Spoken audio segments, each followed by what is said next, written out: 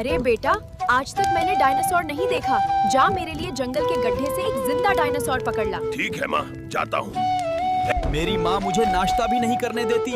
आज सबसे खतरनाक डायनासोर पकड़ के लाऊंगा। माँ हैरान हो जाएगी। ओ शेर, हट जा मेरे रास्ते से, नहीं तो तुझे एक झापड़ में धूल चटा दूंगा, समझा? शेर को तो भगा दिया, अब डायनासोर ढूंढते हैं। ओ डायनासोर, चल मेरे साथ, नहीं तो तुझे भी लात मार दूंगा, समझा? माँ जल्दी बाहर आओ, मैं आपके लिए डायनासोर ले आया। अरे वाह बेटा, तू तो सच में मेरा सोने का बेटा निकला रे।